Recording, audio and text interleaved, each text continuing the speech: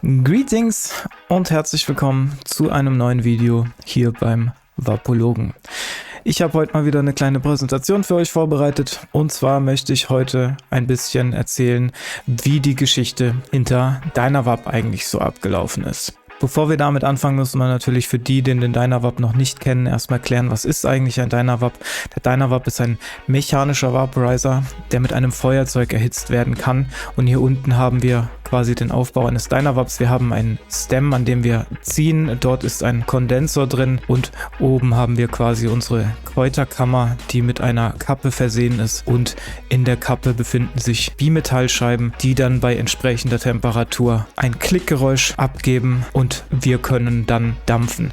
Die Discs befinden sich in der Kappe, hier hinter diesem Teil, der ein bisschen eingeengt ist. Und je nachdem, wo wir die Kappe erhitzen, resultiert das in einer hohen oder in einer niedrigeren Temperatur, die innerhalb der Kammer herrscht. Wie alt ist also Dynavap? Was glaubst du denn, wie alt Dynavap ist? Das würde mich auch mal interessieren. Ich war nämlich auch sehr überrascht, wie alt dieses Produkt schon ist. Und schreib einfach mal in die Kommentare, was du glaubst, wie alt Dynavap ist.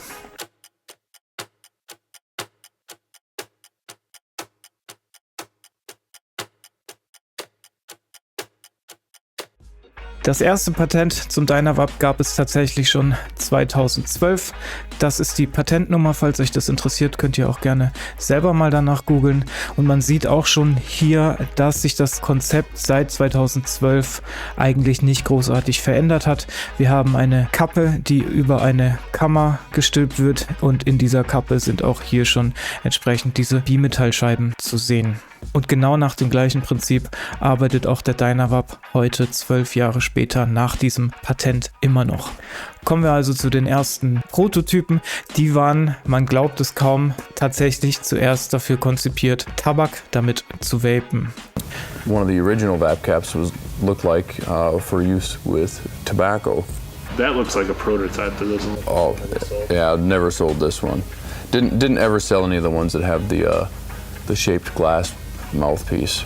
Dann kamen die ersten Dynavaps raus und zwar 2015 kam der OG Dynavap raus. Das war ein Glasrohr mit einem Silikonmundstück, in etwa so wie wir es gerade in dem Video gesehen haben. Auch die Kammer war aus Glas, hatte aber diese typische Dynavap Cap, die wir auch heute noch haben mit dem Bimetall-Indikator und kostete so um die 30 bis 35 $.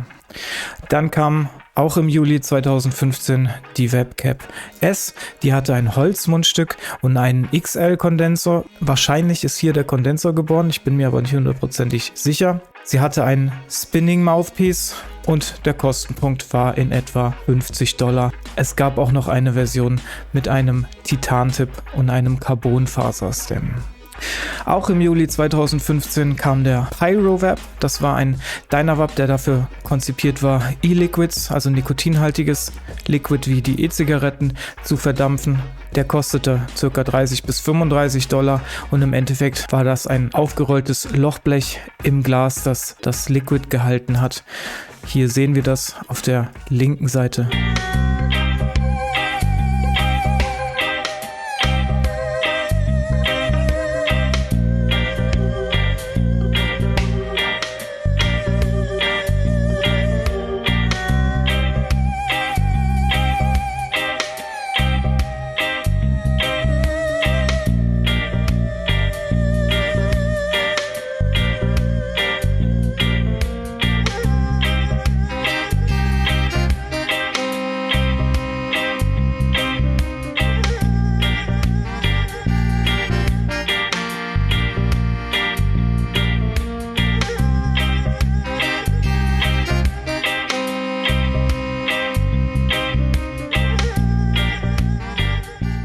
Und im Januar 2016 kam dann der Thai Glassy. Das war ein Glasstem mit einem Titantip und hier wurde dann das modulare System, so wie wir es heute kennen, eingeführt, dass wir einen wechselbaren Kondensor haben mit diesen O-Ring, die da dran festhalten und so weiter. Das Ding kostete ca. 75 $. Und dann kam im August desselben Jahres der Thai Woody raus. Das war ein Dynavap mit einem Titantip und einem Holzstem. Konnte man verschiedene Arten des Holzes wählen. Und auch dieser beinhaltete das modulare System, hier mit einem XL-Kondensor und einem extra Mundstück. Und dieser kostete auch in etwa $75. Und dann kam auch schon 2017 der allererste Omni. Der war größtenteils aus Titan und hatte eine einstellbare Luft-Dampf-Mischung, wie man es auch von den späteren Omnis kennt. Durch Drehen des Mundstücks hat man dann das Luft-Dampf-Verhältnis einstellen können. Der kostete ca. $199, also vergleichsweise viel im Gegensatz zu den anderen Dynavops, und es gab ihn auch optional mit einem Glasstem zu kaufen, so wie hier auf dem Bild. Leider habe ich von dem Original Titan Stem kein Bild gefunden. Und 2017 kam auch schon der erste M raus. Der M ist so die günstige und dadurch beliebteste Reihe des Dynavops. Es ist ein Gerät, das komplett aus Stahl ist, hat eine entsprechende Aussparung im Stem, die als Mundstück dient und ist, wie gesagt, sehr erschwinglich mit seinem Kostenpunkt von €50. Im nächsten Jahr 2018 hat Dynavop dann schon den zweiten M rausgebracht. Dieser beinhaltete dann eine etwas bessere Griffigkeit am Stem und dadurch wurde dann ein wesentlich einfaches Drehen beim Hitzen erreicht, und zusätzlich gab es auch einen überarbeiteten Tip. Dieser kostete dann ein bisschen mehr als die 2018 Version mit $65. 2019 kam dann der zweite Omni von Dynavop raus. Dieser hatte dann eine verbesserte Dampf-Luftregulierung. Kosten waren sogar ein bisschen niedriger angesetzt mit $159, und auch hier gab es einen optional erhältlichen Carbon-Stem. Auch 2019 kam dann der dritte M raus. Dieser hat dann wieder eine etwas verbesserte Griffigkeit am Stem gehabt, hat einen größeren Airport bekommen und auch wieder einen überarbeiteten Tip und kostete ca. $70. Und noch heute ist der M 2019 von einigen Nutzern im Dynaverse einer der beliebtesten Dynavops. Ich habe mit dem aber leider keine Erfahrung gesammelt. 2020 kam dann auch der vierte M raus. Das war der, mit dem ich ins Dynaverse eingestiegen bin, und das war auch der erste Dynavop mit einer Captive Cap. Das ist die kleine Eindellung, die wir da unten an der Cap sehen, durch die die Cap besser an dem Tip hält und vor dem Abfallen während dem Vapen ein bisschen schützt. Das ist nämlich blöd, wenn einem die heiße Cap in den Schoß fällt. Der M 2020 hat ein anderes Airpod-Design bekommen. Hier sind jetzt zwei schräg aufeinander liegende Schlitze und das Mundstück wurde auch ein bisschen angepasst. Es wurde nämlich leicht angewinkelt und passt jetzt so super auf 10 mm Schliffe. Keine Ahnung, ob das bei dem 2019 auch schon möglich war. Wenn ja, dann war es aber mit Sicherheit wackeliger als hier mit dem M 2020. Auch der Tipp wurde hier wieder ein bisschen überarbeitet und der M 2020 kostete ca. $75. 2021 kam dann der fünfte M. Auch hier gab es wieder einen neu designten Tip, der jetzt sogar dieses Adjustable Feature hat, das man von den anderen Dynavops auch kennt, mit dem man jetzt den Sieb in die Half-Bowl-Stellung machen kann und somit die Kammergröße nochmal um die Hälfte reduzieren kann. Auch das Design des Stems wurde angepasst, sodass der AirPod mit den Fingern besser gefunden werden kann, wenn man nicht drauf guckt, und der Kostenpunkt hat sich hier nicht bewegt, es blieben immer noch $75. 2021 kam dann der dritte und noch aktuellste Omni raus. Das war dann der erste Dynavop, der wirklich komplett aus Titan war, wenn man jetzt die Cap mal außen vor nimmt, und auch hier gab es natürlich die Möglichkeit, die Luft-Dampfmischung durch Drehen des Mundstücks anzupassen. Auch hier gab es natürlich die Möglichkeit, die Luft-Dampfmischung durch Drehen des Mundstücks entsprechend anzupassen, und das Teil kostete $180. Bei uns hat er aber, glaube ich, mehr als 200 € gekostet. Vielleicht weiß es ja einer von euch. Wenn ja, dann bitte kommentieren. Der sechste M 2022. Nein, denn 2022 war das erste Jahr seit der Geburt des M, dass Dynavop kein neues Modell davon rausgebracht hat. Aber 2023 kam dann der M Plus, der einen komplett neu designten Tip hat, den wir hier sehen. Es gibt keine Kühlrippen mehr in dem Tip. Der Tip hat nur noch 2 Silikonringe und es gibt keinen mehr zwischen Tip und Stem an sich. Dadurch hat man mehr Hitzeübertragung vom Tip auf den Stem, was jetzt eher negativ ist. Und es gibt eine neue Heizmethode für eine drehungsfreie One-Heat-Extraction, wenn man die Flamme auf diese Kreise richtet. Der Stem des M Plus hat eine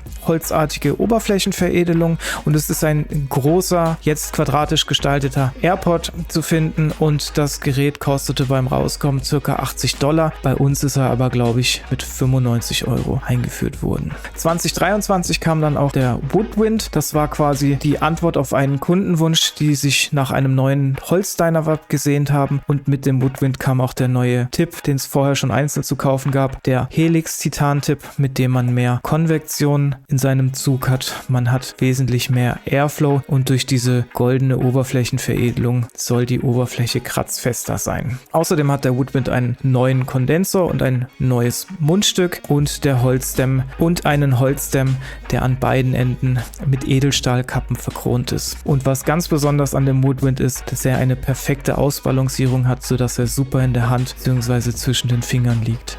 Zu dem Woodwind habe ich auf meinem Kanal ein Review gemacht, das könnt ihr euch gerne angucken. Und 2024 kam dann der 7. M, der M7 bzw. der M7 XL, deswegen die 7, weil es der 7. M ist und der beinhaltet wieder einen komplett überarbeiteten Tipp, der wesentlich weniger Wärmeübertragung auf den Stem bietet, eine wesentlich dickere Kammerwand hat, die für mehr thermale Masse sorgt und dadurch der Tipp wesentlich länger die Hitze aufrecht halten kann.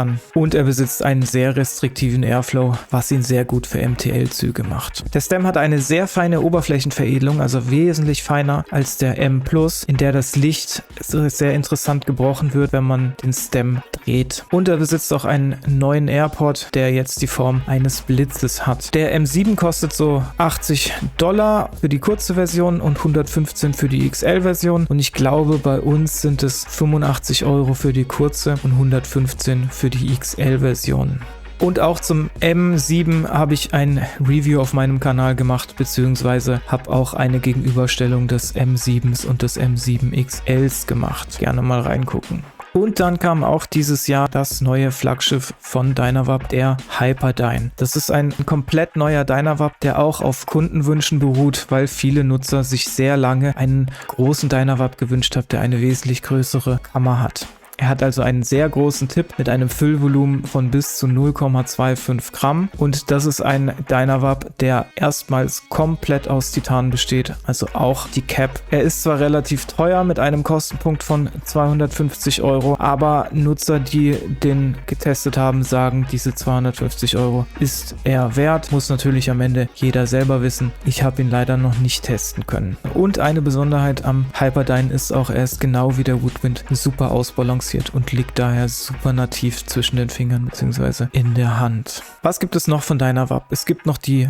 Wong-Reihe. Das sind quasi Dynavaps, die für die Nutzung auf Wasser konzipiert wurden und einen 14er Schliff haben. Da kam zum Beispiel 2016 der Tai Wong raus, also der Titan Wong. Dann gab es einen Nona Wong. Wann der rauskam, weiß ich leider nicht. Genauso auch beim Hydra Wong weiß ich das nicht. Und 2021 kam dann der The Wong, der einen Holzmittelteil hatte und zusätzlich zu dem 14 mm Schliff noch einen 10 mm Schliff unten drunter hatte. Den hatte ich und den habe ich auch echt gemocht, weil das Holz in der Mitte nicht so heiß wurde beim Vapen, aber leider habe ich den irgendwann verloren. Und 2022 kam dann der Wong Eye raus, der aus Titan ist. Den habe ich auch. Ich habe mir aber das Mittelteil neu aus Epoxidharz gegossen, weil das dann auch weniger warm wird als das Titan-Mittelstück. Was gibt es noch alles von Dynavap? Naja, Dynavap hat mehrere Induktionserhitzer rausgebracht, hat aber mittlerweile keinen mehr auf dem Markt. Die hatten mal ein Konzept für einen Heizer, der auf einen 510er Anschluss, den man auf Akkuträgern für E-Zigaretten schrauben konnte, hatte. Aber der ist nie über die Beta-Phase hinausgekommen.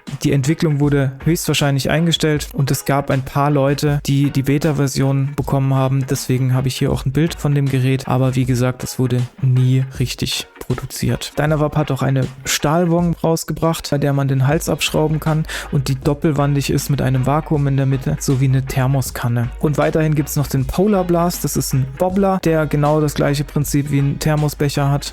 Es gibt eine Dynacoil, die dafür gedacht ist, Extrakte zu dampfen, das quasi auch einfach nur ein aufgerolltes Lochblech ist, mit dem man Rosin oder andere Extrakte gut in seinem Dynavap dampfen kann. Mittlerweile gibt es auch verschiedene Caps, zum Beispiel die Low Temp Cap, Cap, die bei niedrigeren Temperaturen klickt. Es gibt eine perforierte Cap, die mehr Airflow hat und es gibt auch eine Armored Cap, die wesentlich dicker ist und die Hitze wesentlich länger speichert, sodass man länger an seinem Dynavap mit einem Heizzyklus vapen kann. Es gibt auch noch The Bee, das ist quasi der günstigste Einstieg in das Dynaverse mit einem Silikonstem und einem Tip, der aber nur eine halb so große Kammerwand im Vergleich zu anderen Dynavap-Tips hat. Es gibt einen Bonger-Stem, der quasi dafür gemacht ist, seinen Dynavap auf Bongs zu nutzen, der kompatibel mit 10, 14 und 18er Schliffen ist. Es gibt eine BB-Stem-Reihe, das sind quasi Glas-Stems, in denen verschiedene Anzahlen von Kugeln eingearbeitet wurden. Den gibt es als 3er, 6er und 9er Version. Und es gibt noch Dynastashs, das sind quasi Transport-Cases, die für den Dynavap genutzt werden können und je nach Modell auch noch Platz für Kraut bieten oder sogar wie in diesem Bild noch Platz für ein kleines Extraktgefäß.